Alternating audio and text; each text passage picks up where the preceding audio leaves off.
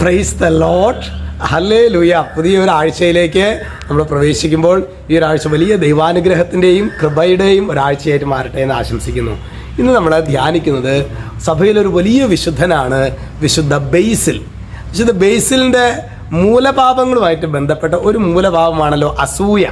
അതിനെക്കുറിച്ച് വിശുദ്ധ ബേസിൽ പറയുന്ന ഒരു പ്രബോധനമാണ് നാം ധ്യാനിക്കുന്നത്. ബേസിലെ അസൂയയെക്കുറിച്ച് പറയുന്നത് ഇങ്ങനെയാണ്: അസൂയ അത് ബാധിക്കുന്ന ആത്മാവിനെ, ഇരുമ്പിനെ തുരുമ്പെന്ന വണ്ണം നശിപ്പിക്കുന്നു.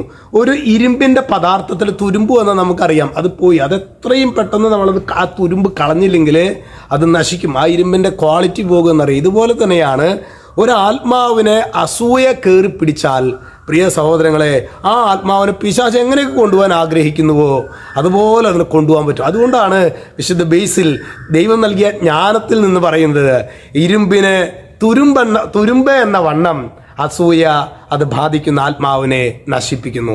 നമ്മുടെ ജീവിതത്തിലെ പ്രിയ സഹോദരങ്ങളെ, നമ്മുടെ വ്യക്തി ജീവിതത്തിൽ, കുഞ്ഞുങ്ങളുടെ പരിശീലനത്തിലൊക്കെ ഈ അസൂയ എന്ന ഒരു തിന്മ, പാപം, ആവശ്യമില്ലാത്ത കമ്പാരിസനൊക്കെ വഴി നമ്മിലും നമ്മുടെ മക്കളിലൊക്കെ അത് രൂപപ്പെടുന്നുണ്ട് എങ്കിൽ നമുക്ക് നിതാന്ത ജാഗ്രതയോടെ നമുക്കതിനെ പുറത്താക്കാം.